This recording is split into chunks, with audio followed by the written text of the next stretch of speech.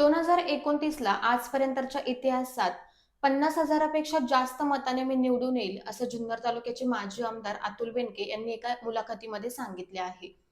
या संदर्भात चर्चा करण्यासाठी आज आपल्या स्टुडिओमध्ये पूर्व भागातील अतुल बेनके यांचे सहकारी सचिन भाऊ साळवे आपल्यासोबत आहेत. आज आपण त्यांच्याशी संवाद साधणार आहोत. सर नमस्कार. नमस्कार. एकदा अपयश आल्यानंतर देखील पुन्हा 2029ला मी 50,000पेक्षा जास्त मताने निवडून येईल, जनता मला निवडून देईल, असा ठाम विश्वास घेऊन अतुल बेनके कसं काय म्हणतात की मी निवडून येईलच?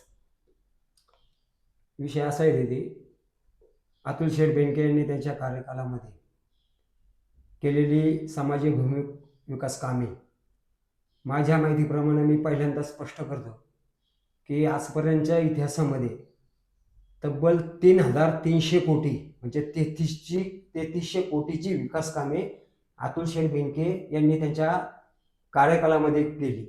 त्याच्यातली माझ्या आत्ताच्या ताज्या अपडेटनुसार 500 ते 600 कोटी रुपयाची कामं अजून विकास कामं होण्याची बाकी आहेत. ते ऑलरेडी ऑन रेकॉर्ड मंजूर आहे, त्याच्यावर निधी पण पडलेला आहे. अशी अनेक कामं आहेत. आणि दुसरा मुद्दा असा की बेनके कुटुंब हे समाजाशी नाळ जोडलेलं कुटुंब आहे. तळागाळात केलेला विकास, सगळ्या कार्यकर्त्यांशी असलेला संवाद, सगळ्यांची एकत्रित मोड बांधून सगळ्यांना न्याय देण्याचा केलेला प्रयत्न, प्रशासनावर असलेली पकड, ह्या सगळ्याचा विचार करता की आज अतुल शेठ हे निर्विवाद निवडून येतील यात शंका असण्याचं काही कारण नाही.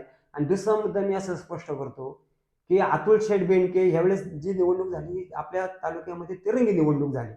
सत्यशील दादांना पडलेली मतं आणि अतुल शेठला पडलेली मतं, या मतांची जर बेरीज गेली तर अतुल शेठ कैक पटीने पुढे आहे. कारण सत्यशील दादांना पडलेली मतं ही 80% वर मतं ही राष्ट्रवादी काँग्रेसचीच मतं आहेत. म्हणजे हा सूर्यप्रकाश इतकं सत्य आहे की अतुल शेठच या तालुक्याचे आमदार होणार होते, परंतु ते जर थोडंसं मिसअंडरस्टँडिंग या घडामोडी घडल्या. तुम्ही जर असं म्हणता सत्यशील शेरकर, तर सत्यशील शेरकर हा तर नवीन चेहरा होता. तसं बघितलं तर जनतेसाठी अतुल बेनके आणि शरद सोनवणे हे कामं केलेले एक नेते होते. मग त्यांच्यात एक जुगलबंदी होती, तरी पण शरद सोनवणे यांचा विजय झाला. मग यावर काय म्हणाल?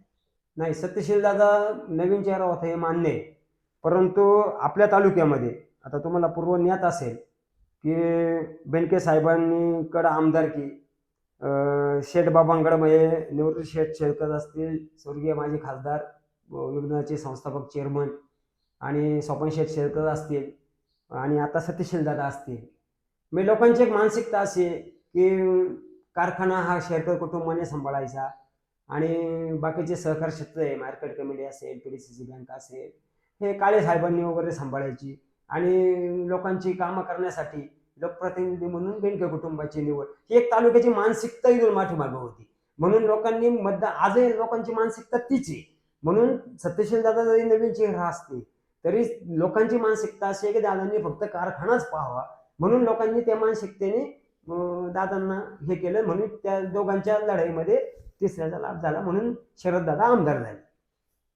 पूर्व पट्ट्यातील जिल्हा परिषद गट, मग त्यामध्ये राजुरी वेल्हे असेल, आळे पिंपळवंडी असेल किंवा मग नारायणगाव वारुळवाडी असेल, तेच नाही तर 6 पंचायत समिती गटामध्ये देखील राष्ट्रवादी काँग्रेस पक्षाचा एकही उमेदवार निवडून आला नाहीये. तरी पण तुम्ही असं ठामपणे कसं काय सांगू शकता किंवा अतुल बेनके देखील कसं काय म्हणू शकतात की मी निवडून येणारच? नाही, आता असं आहे, ह्या तिन्ही गटामध्ये काही प्रमाणात काही ठिकाणी मिसअंडरस्टँडिंग झालं. दोन्ही राष्ट्रवादी एकत्र झाल्या. दोन्ही राष्ट्रवादी एकत्र झाल्यानंतर उमेदवारीमध्ये नाही म्हटलं तर थोडी चढाओढ असते.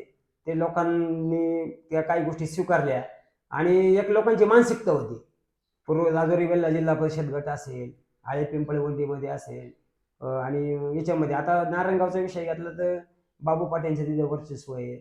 आळे पिंपळवंडीमध्ये नाही म्हटलं तरी तर मंगेश अण्णांना एकमताने पडल्याचा जो लोकांच्या मनामध्ये ते हे सल होती, ती लोकांनी काढली. म्हणजे त्यांना एक विशिष्ट प्रकारची सहानुभूती होती.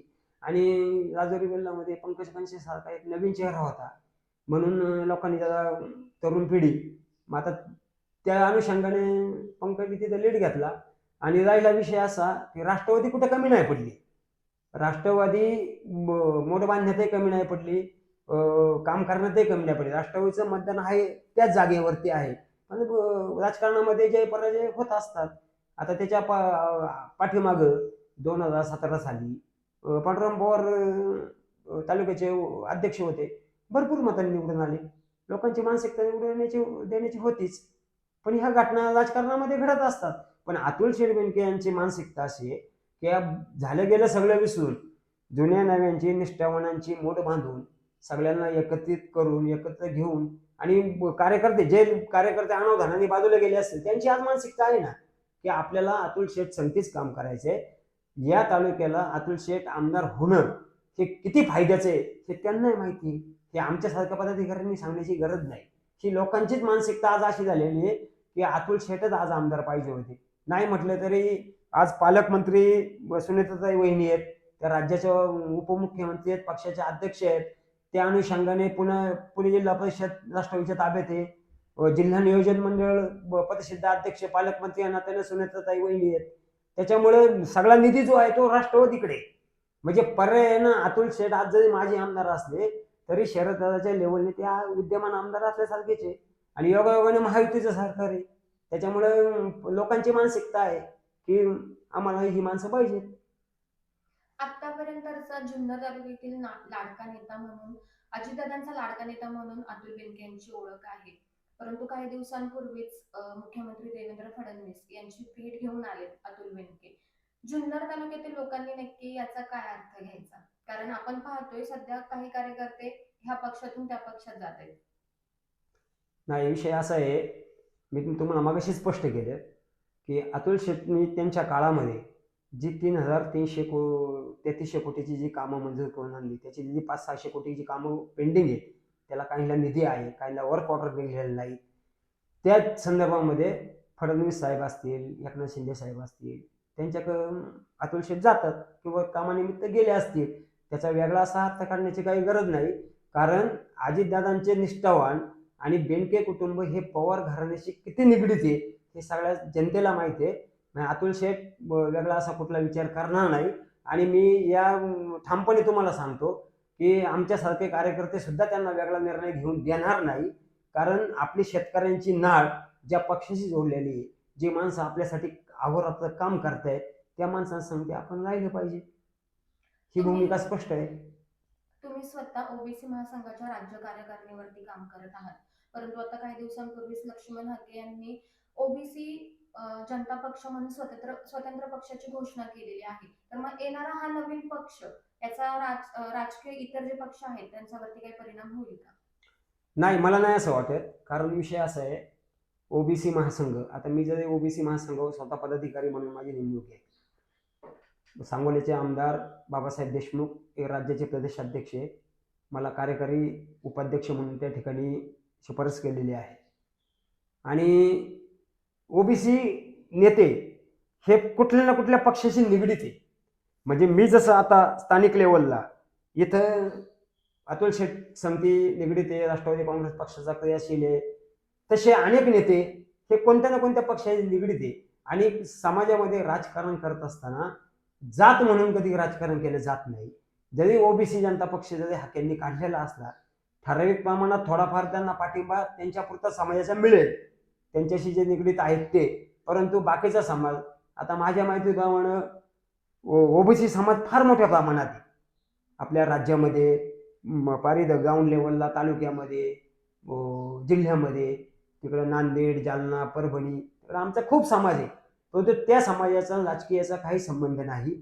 समाजकार्य वेगळं, राजकारण वेगळं. म्हणून हाकेंना मला नाही असं वाटत, म्हणजे मी जबाबदारीने सांगतो की हाकेंना त्याच्यामध्ये यश येईल असं मला वाटत, आज तरी वाटत नाही. राजकारणात यावं, आपलं नाव व्हावं किंवा जनतेसाठी आपण काहीतरी करावं असं प्रत्येकालाच वाटत असतं. अतुल बेनके यांना तर ठाम विश्वास आहेच की मी येणाऱ्या 2029च्या निवडणुकीमध्ये 50,000 पेक्षा पण जास्त मताने निवडून येईल. परंतु जनता निवडून देणार आहे. तुमच्या वतीने जनतेला काय आव्हान कराल? नाही, मी जनतेला एवढंच आव्हान करेन की अतुल शेट्टी यांनी त्यांच्या कार्यकालामध्ये केलेले जे काम, आणि जरी पराभव झाला तरी आजही ते आमदार असल्यासारखं वावरतात. नवे नवे त्यांच्यावर तेवढी पक्षाने जबाबदारी पण दिलेली आहे. ते आजही जनतेशी निगडीत आहे. विकास कामाशी ते कोणतीही तडजोड करत नाही. आजही तुम्ही कोणीही जा. आता आमच्या विभागामध्ये कालचं उदाहरण सांगतो. 3-4 दिवस आपल्या पूर्व पट्ट्यामध्ये सातारा गावामध्ये 7:30 ते 5:30 5:30 ते 7:30 लाईट जायची. आमच्या स्थानिक लेवलच्या काही पदाधिकाऱ्यांनी MSCB वाल्यांना फोन केले. तर त्यांना कमिटमेंट केली की लाईट जाणार नाही. परंतु त्यांनी फोन केल्यामुळे ती थांबवली. आता कालला लाईट गेलेली नव्हती. परंतु आम्ही ज्यावेळेस कॉन्टॅक्ट केला, अतुल शेटनी सांगितलं की कोणत्याही परिस्थितीमध्ये दिवे लागणीची वेळ, बिबट पवनवन क्षेत्र आहे आपला पूर्व भाग, मग त्यामध्ये साकोरे असेल, निमगाव असेल, रानमळा असेल, मंगरुळ असेल, पारगाव असेल, ह्या भागामध्ये कोणत्याही परिस्थितीमध्ये संध्याकाळी लाईट तुम्ही दुपारी 2च्या ऐवजी 3 तास लोड शेडिंग करा. आता दिवसा लाईट आहे. काही लोकांचं म्हणणं नाही. परंतु दिवे लागणीच्या वेळेस कोणत्याही परिस्थितीमध्ये लाईट गेली नाही पाहिजे. हे स्वतः अतुल शेट म्हटले की मी सगळं व्यवस्था करतो. म्हणजे मला म्हणायचंय काय की जनतेशी निगडीत नाळे. तुम्ही मगाशी जसं बोलले ना का हे लोकमान्य शरददादा असतील किंवा अतुल शेट असतील ही जनतेला मान्य आहे, हे लोकप्रिय नेते आहेत. मग तसं आहेच ना. अतुल शेट आज कुठल्याही कामात कमी नाही. मला एवढंच सांगायचंय. मग असे सर्वसामान्य लोकांना माझ्यासारख्या त्यांच्या जीवाभावाच्या सहकाऱ्यांना वाटणारच ना की आपला माणूस कोणत्याही परिस्थितीमध्ये आमदार झाला पाहिजे. आणि आम्ही कोणत्याही परिस्थितीमध्ये पक्षाची अशी रणनीती आहे की आम्ही सर्वांची, नाराज गटाची किंवा जे बाजूला गेलेत, कोण गैरसमजातून गेलेत, काय त्यांची एकत्र मोठं बांधणारे काही यायला पण तयार आहेत, काही प्राथमिक स्वरूपामध्ये चर्चा चालू आहे.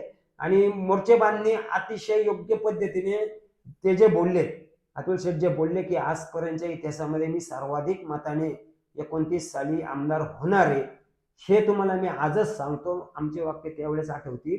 खरोखरच अतुल शेठ आजपर्यंतच्या इतिहासामध्ये सर्वाधिक मताधिक्याने आमदार होतील हा ठाम. आम्हाला अति आत्मविश्वास नाही, पण आत्मविश्वास हा ठाम आहे की अतुल शेठच भविष्यातले आमदार. आणि आजपर्यंत जुन्नर तालुक्यातला ज्या गोष्टीपासून वंचित आहे ती गोष्ट अतुल शेठच्या रूपानंच या जुन्नर तालुक्याला मिळेल अशी ग्वाही मी तुम्हाला या ठिकाणी देतो. जुन्नर तालुका म्हटलं की नेहमीच काही ना काहीतरी राजकीय घडामोडी इथे नव्याने घडतच असतात. आज आपल्यासोबत पूर्व पट्ट्यातील सचिन भाऊ साळवे होते. लोकांनी अतुल बेनके यांना का निवडून द्यावं किंवा अतुल बेनकेंचं काय कार्य आहे हे आज आपल्याला सांगितले. आज आपल्यामधूनच त्यांनी प्रेक्षकांना देखील सांगितलेलं आहे. नक्कीच अतुल बेनके किंवा त्यांचे सहकारी मित्र आहेत, त्यांना पुढील वाटचालीसाठी हार्दिक शुभेच्छा. इतर अजून देखील राजकीय घडामोडी पाहण्यासाठी आपल्या हिंदवी न्यूज चॅनलला सबस्क्राईब करा. नेहमीच आपल्यासोबत राहा. धन्यवाद.